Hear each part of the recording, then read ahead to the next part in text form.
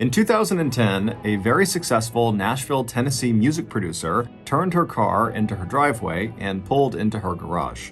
After turning her car off, she was about to click her garage door remote again to shut the garage door when she turned and looked out her car's back window, and she saw something very strange sitting there on her driveway. Seconds later, Veronica would be scrambling to get out of her car and inside of her house as fast as she possibly could. Initially, this story will seem fairly cookie-cutter for a true crime story. However, it is not. There is a very unique plot twist at the very end, so stick around to make sure you hear it. But before we get into today's story, if you're a fan of the strange, dark, and mysterious delivered in story format, then you've come to the right podcast because that's all we do, and we upload twice a week, once on Monday and once on Thursday. So, if that's of interest to you, please replace the 5-star review button's refrigerator light bulb with a heating lamp. Also, please subscribe to the Mr. Ballen Podcast wherever you listen to podcasts so you don't miss any of our weekly uploads. Okay, let's get into today's story.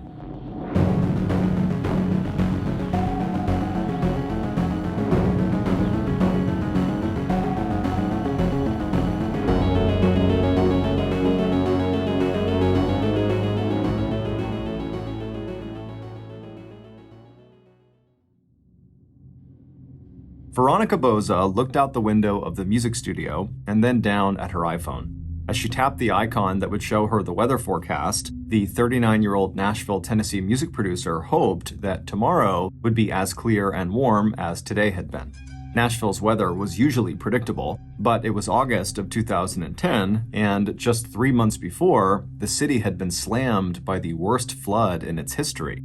Ever since then, Veronica had stopped taking for granted that every summer day would be hot and humid, and like so many other Nashville residents, she checked the weather report regularly now in case there were any other extreme weather events in the forecast. At the reassuring sight of a tiny yellow sun displayed on her smartphone screen, along with a predicted high for the following day of 92 degrees Fahrenheit, Veronica smiled. She and her 9-year-old son, Jordan, had already decided that if Saturday's weather was sunny and hot, they were going to spend all day at the community pool in their new neighborhood. After putting her phone away, Veronica gathered her things and began getting ready to leave the studio and head for home where Jordan was waiting for her. But on Veronica's way out the door, one of her coworkers reached out and put a hand on Veronica's arm. As Veronica stopped and looked questioningly at her friend, the woman asked quietly, "Hey, Veronica, is everything okay?" Veronica smiled, her warm brown eyes almost as dark as her hair. She loved her job here in the city known as the music capital of the world, and she also loved the fact that she worked with such a tight-knit community of people who genuinely cared about each other's lives. It had not exactly been a secret that Veronica was going through a tough divorce and that Jordan, who sometimes accompanied his mother to work, had become a bit withdrawn and clingy as his parents worked out their personal and legal differences. But when it came to her divorce, at least at work, Veronica tried not to dwell on the pain and personal difficulties she'd been experiencing. But even though she wasn't necessarily sharing these feelings at work, the fact was that Veronica was feeling some anxiety. She and her husband Tim had been married for 15 years. They had met and fallen in love shortly after Veronica had immigrated to the US from Italy in 1994.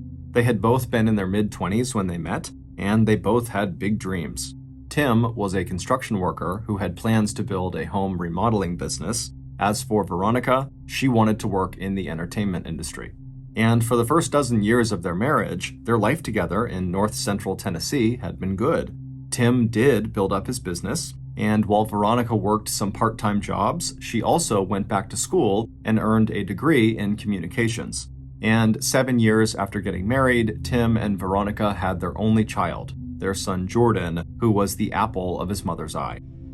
It had taken Veronica's career a little longer than Tim's to take off, but when it did, and she got a job as a music producer in Nashville, Tennessee, where the Bozes lived, it seemed like the sky was the limit for her. Veronica, who was not only beautiful with her dark hair and features and olive skin, also had that it factor that just made people like her and want to be around her. She was also a devout Catholic who hardly ever missed a Sunday service at her local church. But despite having this celebrity-like style and charisma, Veronica was very modest and never tried to put herself in the spotlight. And in her career, this was literally the case. Her job was to work behind the scenes with recording artists to help them make new music.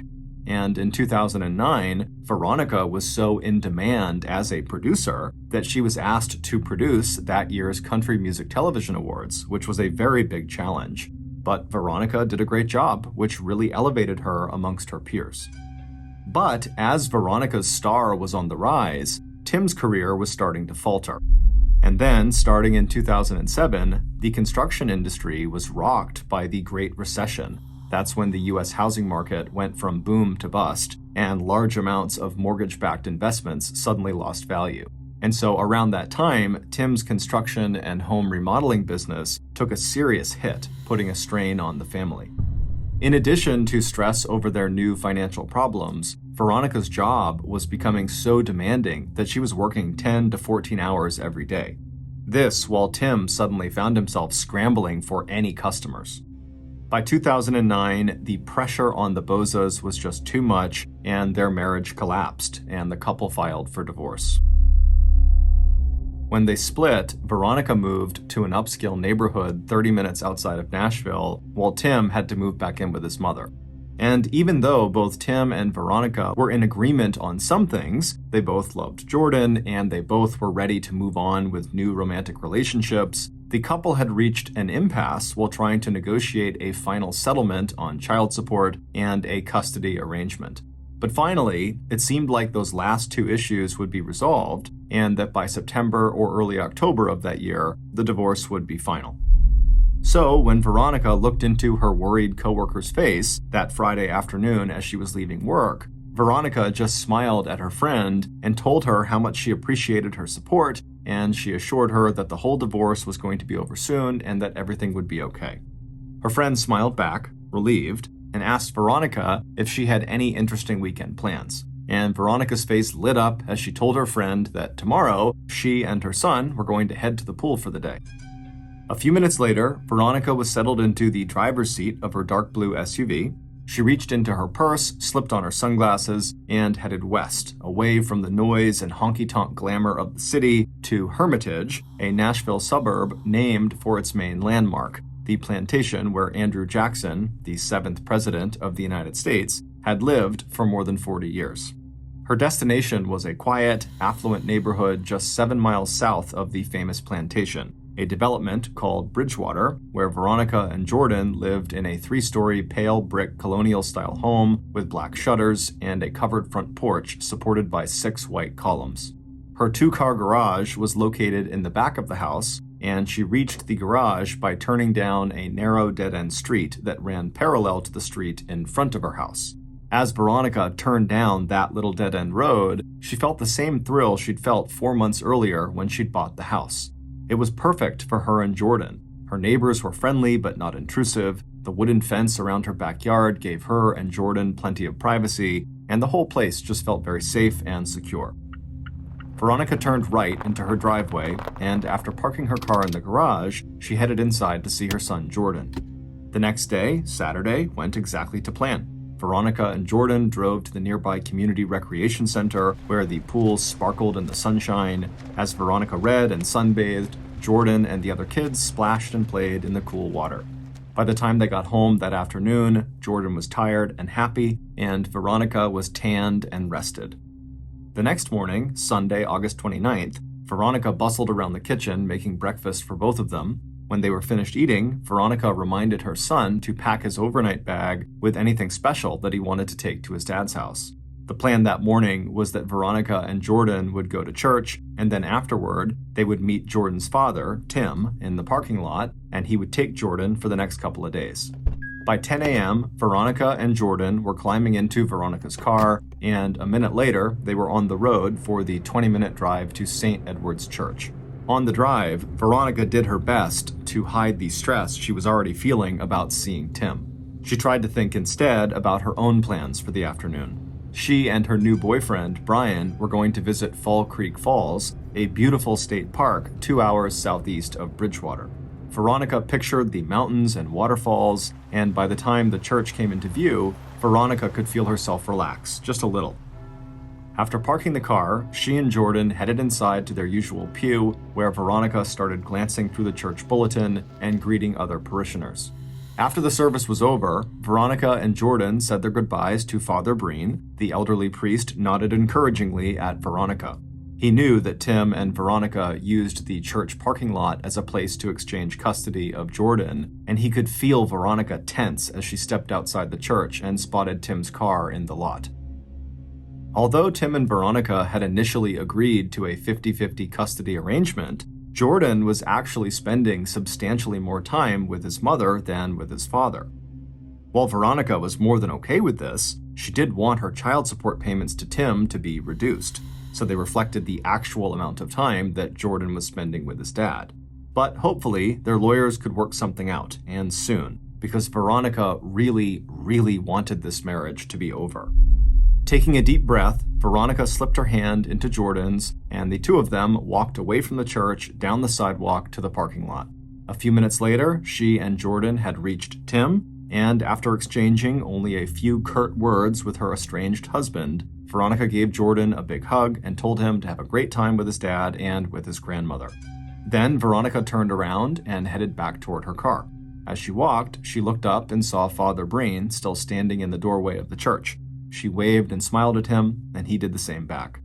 When Veronica reached her car, she climbed inside, turned it on, and then began the 20-minute drive back home. She already missed her son, but she'd be seeing him in a few days. And in the meantime, she did get to have some alone time with Brian. Veronica and Brian were both music and TV producers, and when they'd met about 6 months earlier, the chemistry between them had been instant. And over the last several months, their feelings for each other had only deepened and grown stronger. As Veronica pulled into the Bridgewater neighborhood, she glanced at her watch. It was just after noon. She and Brian had already spoke on the phone earlier that day, and the plan was for him to meet her at her house around this time so they could head out to Falls Creek Falls. Veronica turned down the narrow dead-end street behind her house and then into her driveway.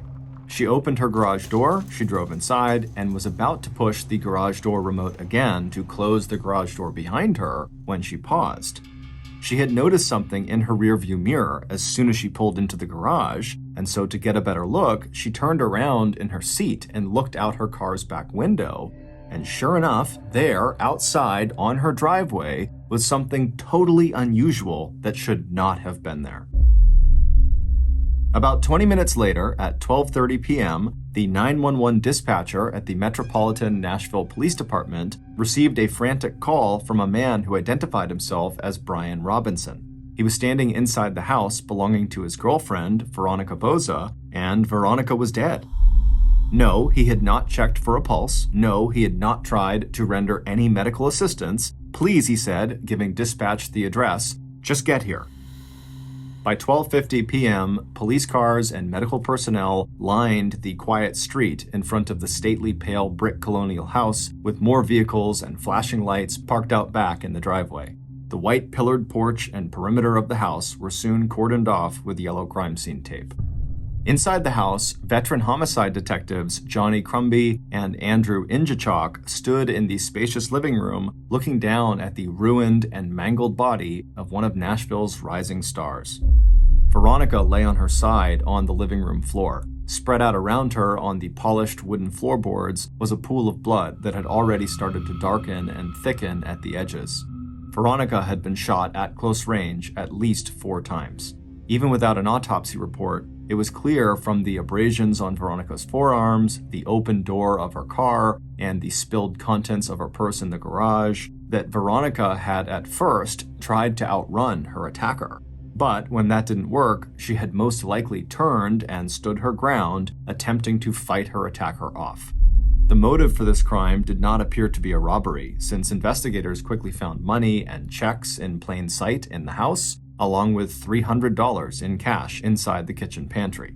But a quick check of Veronica's SUV, the garage, her purse pockets and tabletops, as well as drawers, did show that at least one important thing was missing, and that was Veronica's white iPhone. Meanwhile, the crime scene technicians had also found one important piece of physical evidence. At first glance, it had appeared to police that the killer had picked up all the shell casings from the bullets they fired into Veronica's body. But after moving aside the furniture in the living room, crime scene techs had found their first critical clue. Snugged up against the baseboard behind the white sofa was a single shell casing that the killer must have left behind in their rush to leave the house. Now, looking down at the grisly scene in front of them, even the seasoned detectives were shocked at the brutality of this crime. Although the murder rate in Nashville was almost twice the national average, very few of those homicides were ever committed in affluent neighborhoods like Bridgewater. On the other hand, as these detectives knew, Tennessee was a state that ranked in the top 5 in terms of domestic violence and domestic violence-related homicides. As crime scene technicians began moving through the house, dusting for fingerprints, taking pictures, and marking and bagging evidence, Detectives Crumby and Injachok headed for the back door. The first person they wanted to talk to was Veronica's boyfriend. Not only had Brian found Veronica's body, but his reaction to that discovery had raised some red flags for the detectives. While he had immediately called 911, it was only after the 911 dispatcher had told him to that he had even checked to see if Veronica was still alive.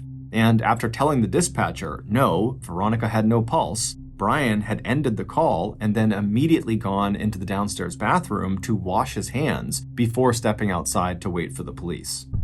As detectives stepped outside, they noticed that already Veronica's neighbors had begun to gather in stunned groups at the front and back of Veronica's house. Police knew it would not take long for a sense of fear and anxiety to overwhelm these families who, up until now, had felt so safe in this tranquil suburban haven with its sparkling pool and well-tended nature trails. Standing in the driveway, the detectives spotted Brian, whose apparent shock had now given way to grief. But despite his obvious distress, when the detectives asked Brian to accompany them to the police station for a formal interview, he immediately agreed to the request. Before leaving, the detectives went back inside the house to give instructions for investigators to start interviewing neighbors and putting together a timeline of when the crime had been committed.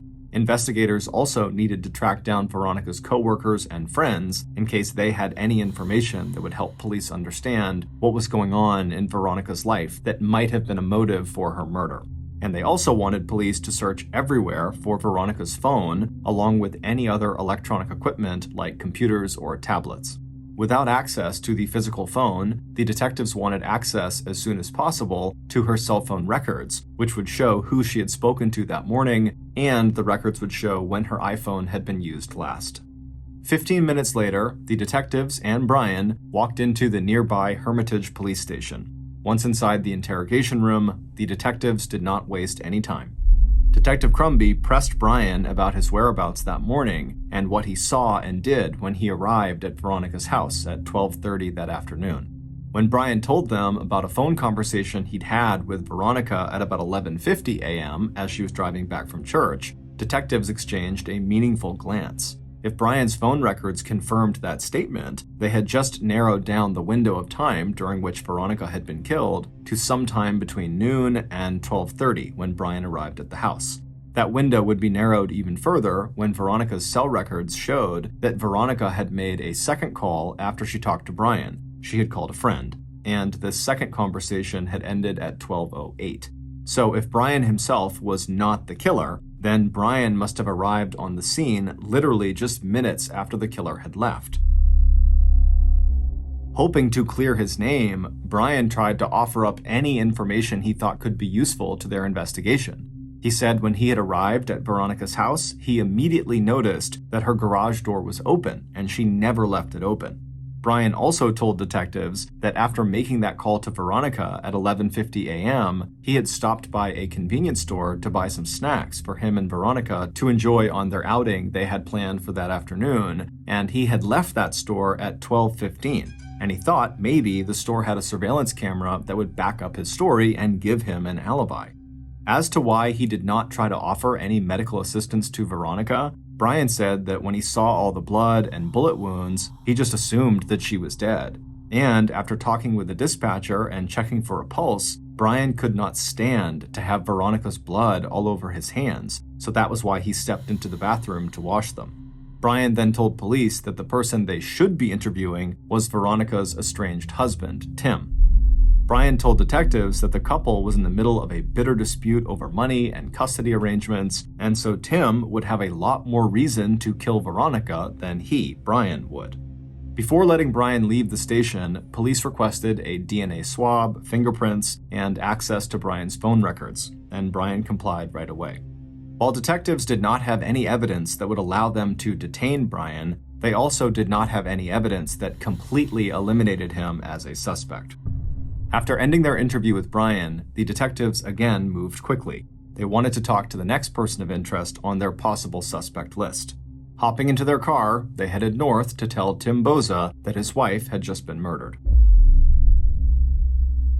Tim answered their knock on the front door of his mother's house in Robertson County, a 35-minute drive from the church parking lot where Tim had picked up Jordan earlier that day.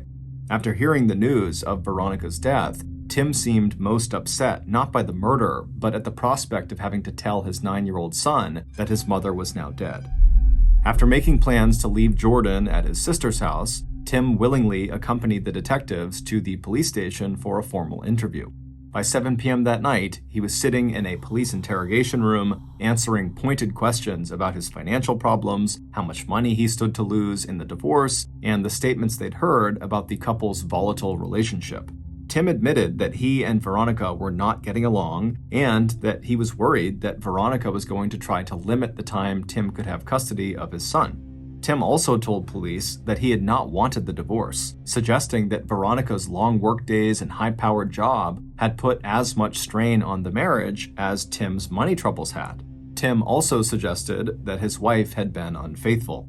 Detectives were surprised that Tim was speaking so openly about marital problems that could be seen as motives for murder, but when pressed by Detective Crumby, who told Tim, quote, "Something about you doesn't seem right," Tim pushed right back. He understood that police were only doing their job. He was the soon-to-be ex-husband, and they had to investigate his possible involvement, but he insisted that he had had nothing to do with the murder. He also told police that he could account for all of his movements that day, starting with the time he left the church parking lot at 11:45 a.m. with Jordan. Tim told detectives that after he had arrived home, he had left his son with his mother, so Jordan's grandmother, at the house, and then Tim had gone out to a home supply store to get the materials he needed to make a plumbing repair, and then he also made a stop at a local grocery store to buy some soda for Jordan. Tim produced time-stamped receipts and suggested that the police see if either store had surveillance cameras that could confirm where he was that day. Like Veronica's boyfriend, Brian, Tim also agreed to give police a DNA swab. He allowed them to take photographs of him and said it was perfectly fine if police wanted to examine his phone and confirm the list of calls Tim had made that day. That night, while waiting for the autopsy report and the crime lab's report on evidence collected at the crime scene, Detectives Crumby and Injachok started poring over the cell phone records they had obtained from the phones belonging to Tim, Brian, and Veronica. And that's when they noticed that there was one number that appeared dozens of times in Tim's phone records. It belonged to Tim's business partner, Coy Cotham, who went by the name Corey Cotham. Since Tim had already told the police that he had made several calls that day to Corey, it wasn't the identity of this caller that surprised the detectives. It was the number of calls back and forth between Corey and Tim, including 13 separate calls on the day of Veronica's murder and dozens of calls and text messages over the previous days and weeks. Intrigued, detectives ran a background check on Corey, and they were stunned to find out that he had 2 prior convictions for aggravated assault. The detectives finished work late that evening, feeling good about the progress they'd made so far. But by mid-morning the next day, so a day after Veronica was killed, August 30th, that sense of optimism had disappeared. The alibis for their 2 main suspects, Tim and Brian, had both come back rock solid. Surveillance footage would confirm that Tim was not anywhere near the crime scene when Veronica was murdered. And similarly, police were able to confirm that Brian had in fact left a convenience store at 12:15 p.m., and given that he called 911 at 12:30 p.m., just 15 minutes later, to report finding Veronica, that would not have left him enough time to commit the murder. Interviews with friends and neighbors had also failed to shine any light on what might have happened, especially with Tim and Brian in the clear.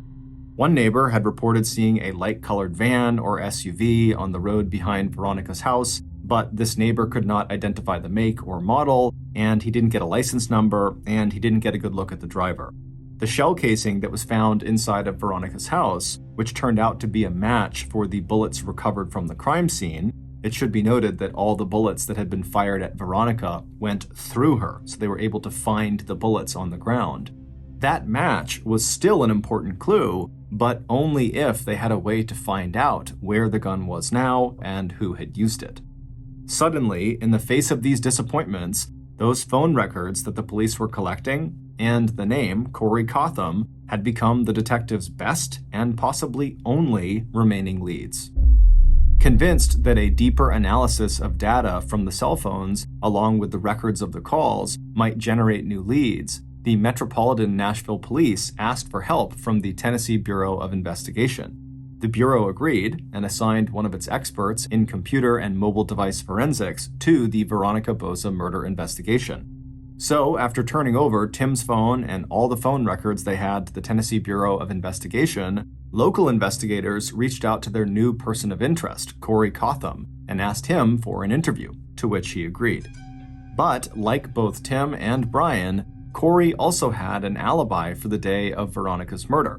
He told police he had spent the day at the home of a girlfriend in the Nashville area and that she could confirm this.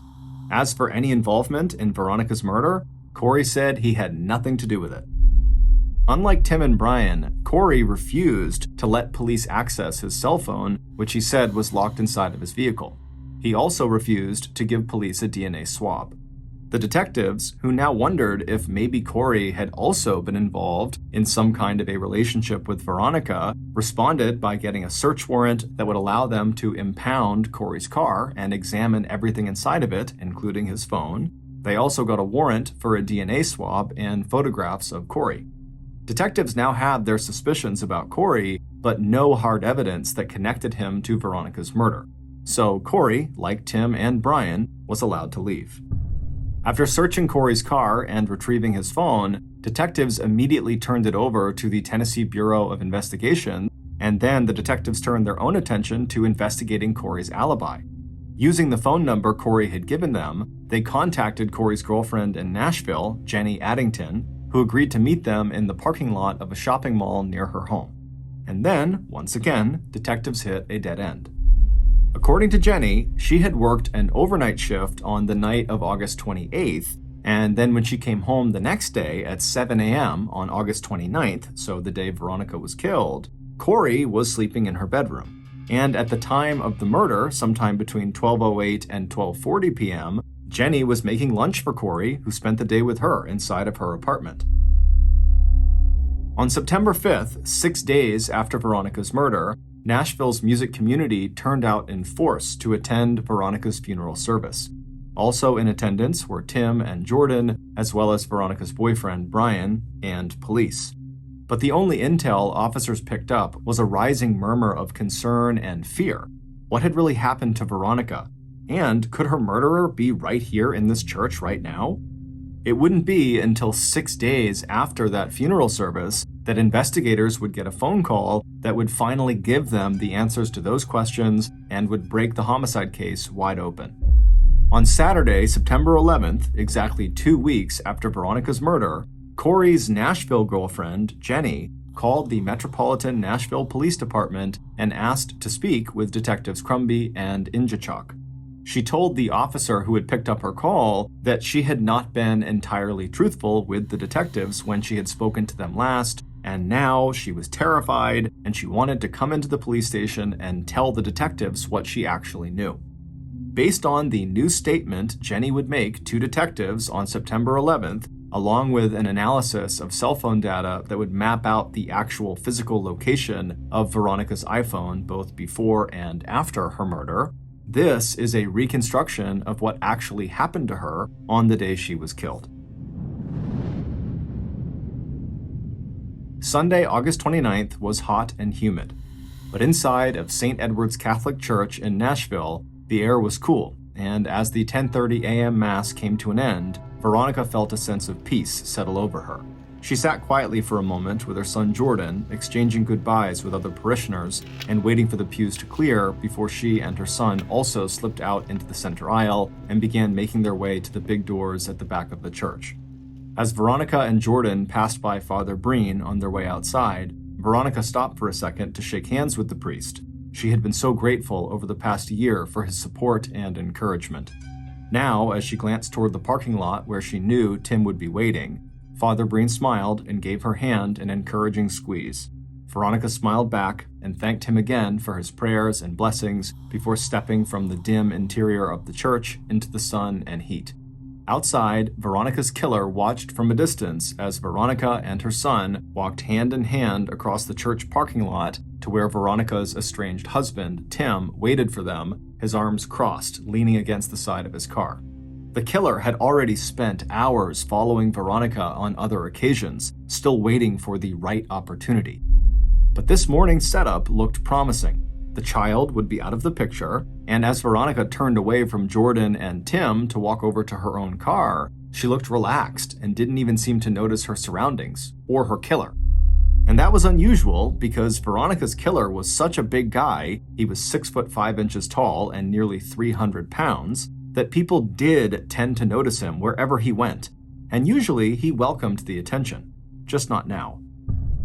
The killer smiled, satisfied with how things were going so far, and watched as Veronica pulled her phone out of her purse and started tapping her screen as she walked the final distance across the lot to her car. A few moments later, Veronica disappeared into her SUV and started up the engine. As she maneuvered her car out of the parking lot and out onto the expressway that was the fastest route from the church to her home, where she and her boyfriend Brian would soon meet, Veronica did not notice the light-colored large SUV that had slid into the lane several cars behind her. The killer knew where Veronica was headed next, and so he quickly passed her vehicle and rushed all the way to the turnoff into her neighborhood, the Bridgewater development, before Veronica got there. By now, the killer had spent enough time spying on Veronica that he knew she liked to park inside of her garage, and then she would enter her house through the door in the garage that connected to the kitchen of the house. The killer also knew that Veronica always immediately closed the garage door behind her after she pulled her car inside. So he pulled into a nearby alley and waited, knowing that he would have to move very quickly once she arrived and pulled her car down the driveway into the garage so that he did not get blocked out by the closing garage door. And sure enough, as soon as Veronica arrived at the development and pulled into her driveway, her killer was on the move. As the garage door slowly opened, he pulled his van right into the driveway behind her. He caught a quick glimpse of Veronica's face in her rearview mirror, and he saw her eyes widen in sudden alarm. Then he was out of his car, gloves on, hat pulled down low, and a tactical sleeve covering most of his face. As the man calmly walked with great long strides into her garage, Veronica scrambled out of her car, dropping her purse and all of its contents onto the floor. Then she stood up and ran to the door that connected the garage to her house, and she opened it up. But before she could get through that door and lock it behind her, her attacker had lunged and caught her by the wrist. Adrenaline now flooding through Veronica's body, she twisted violently out of his grasp and then flung herself forward, falling first into the kitchen, and then after getting back onto her feet, she lunged even farther into the house, into the living room. As she did this, she and her attacker, who was still right behind her, smashed into tables and chairs and paintings and knocked things off counters and tabletops in the wall, until finally, in the living room, Veronica's killer grabbed hold of her arm again, and he spun Veronica around to face him while he simultaneously raised his pistol and began firing. At least 4 shots were fired from the killer's high-point semi-automatic weapon. One of the bullets hit Veronica's right shoulder and arm, breaking bones before exiting her body. A second bullet entered above and behind her left ear, and then exited on the other side of her head between her right ear and forehead. Another bullet that had entered her left ear ricocheted inside of her skull, and then exited just above her right eye. The killer, seeing Veronica now bleeding out on the polished wood floor of her living room, knew without a doubt that the 2 shots he had fired into her head were lethal.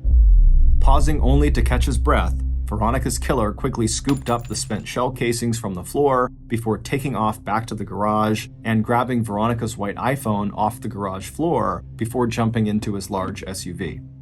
Later that day, the killer would call a friend and ask for instructions on how to unlock an iPhone and also how to remove the battery from an iPhone. But for now, as he was making his escape, the killer simply powered off Veronica's iPhone, put it in his pocket, and then drove as casually as he could out of the Bridgewater development and headed back to the expressway and began driving towards Nashville. Earlier that same morning, Jenny arrived home from her overnight shift, not at 7 a.m. as she had first told detectives, but at about 9:30 a.m. Her boyfriend, Corey, was not there at the time. Tired, Jenny immediately showered and then went right to bed. Because she lived with roommates that she did not entirely trust, Jenny actually kept her handbag with her in the bed as she slept. It contained her wallet and her car keys. At some point that morning, shortly after Jenny had climbed into bed, Jenny woke up to find Corey bending over her. When he kissed her and told her he was going out for a little while, she wondered sleepily if he was also slipping his hand under her covers to grab the keys to her minivan. But since her only concern at the moment was just to go back to sleep, Jenny turned over again and closed her eyes. She didn't wake up again until mid-afternoon. That was when Corey woke her and told her he wanted to take her out to an early dinner at a restaurant near Nashville called TGI Fridays. They got into Corey's car, a champagne-colored Cadillac Escalade with a vanity license plate that read Big Man, and headed off for their evening out. At some point along the way, a thin white phone slipped off the console of Corey's Escalade and landed on the floor. Jenny leaned down, picked up the iPhone, and put it back on the console next to the black Android phone that she recognized as Corey's. She didn't ask him where the white phone had come from. Jenny knew that Corey had all kinds of business dealings with all kinds of people, and she suspected that some of that business and some of those people were pretty shady.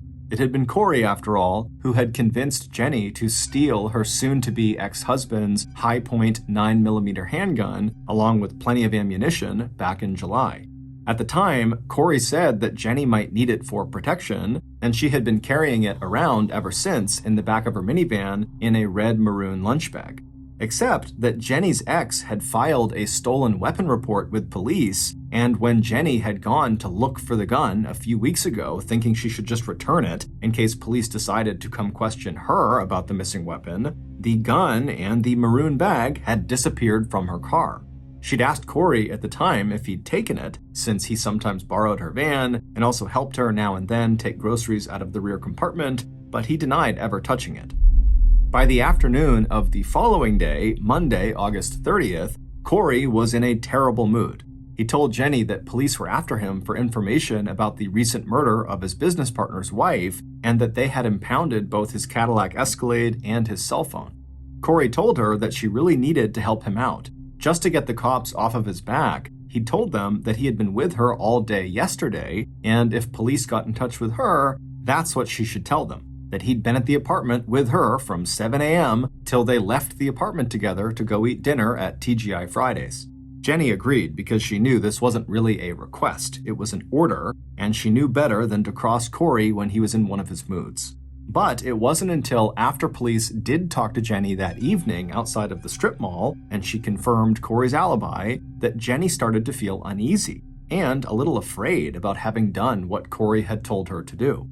As details of Veronica's murder started being reported all over the news, Jenny thought again about that missing gun that she had taken from her ex and about that white iPhone she had seen in Corey's Escalade. And then things got even worse. It turned out that one of Corey's acquaintances had told police that Corey had asked him to clean a high-point pistol for Corey and that Corey had brought the weapon to him inside of a maroon lunch bag.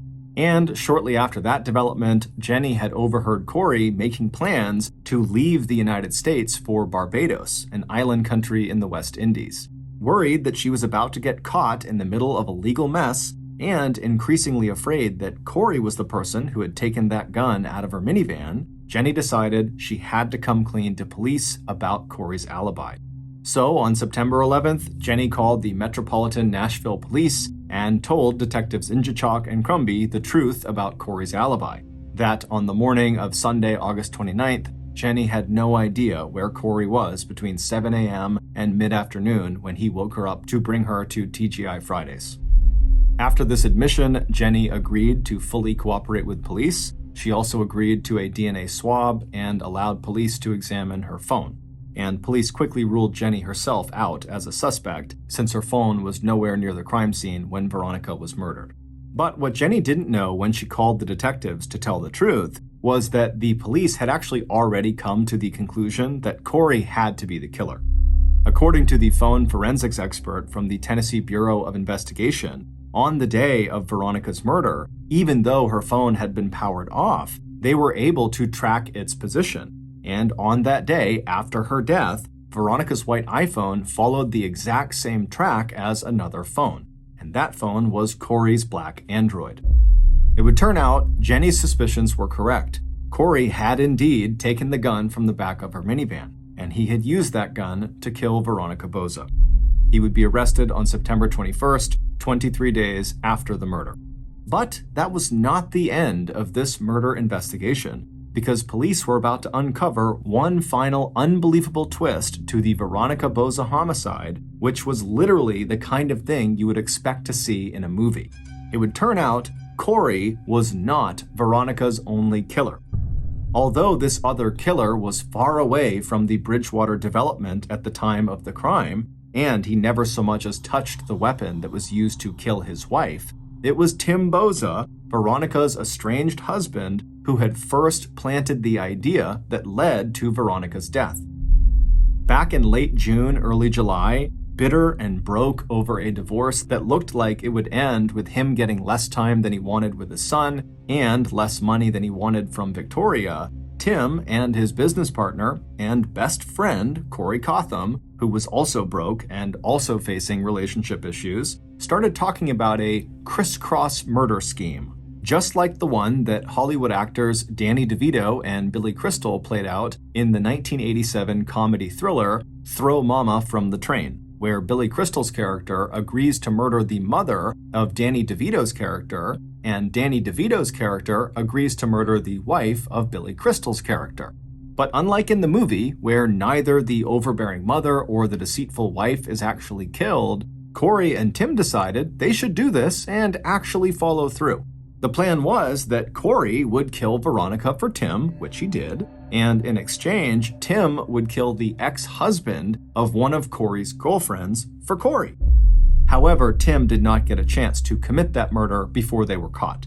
And although Tim later denied that the two men had any kind of formal agreement to carry out either murder, investigators would go on to find plenty of evidence to the contrary, at least when it came to the murder of Tim's wife, Veronica. That evidence included the 13 phone calls that Tim and Corey exchanged on the day Veronica was killed, along with several text messages in which the men planned the murder. And just after the murder, Tim got an update from Corey saying, quote, "It's done." It would turn out that in addition to just wanting their respective kill targets erased because of the trouble they were apparently causing them, both men, Corey and Tim, had a big financial motive to carry out the murders. Specifically, the murder of Veronica. Corey expected to be paid $35,000 for killing Veronica, and Tim, who knew if Veronica was killed before their divorce finalized, would be the beneficiary of his wife's $550,000 life insurance policy. The Boza's financial planner later testified that on the day of Veronica's funeral, Tim had approached him immediately after, asking when Tim could expect that life insurance payout. In February of 2012, Corey Cotham was convicted of first-degree premeditated murder and, quote, especially aggravated robbery, and was sentenced to life without parole plus 25 years. 6 months later, in October, Tim, who had testified against Corey at Corey's earlier trial, was sentenced to life in prison as well, but with the possibility of parole after 51 years. As of 2021, Veronica and Tim's son, Jordan, was living with an aunt in Tennessee and was going to college.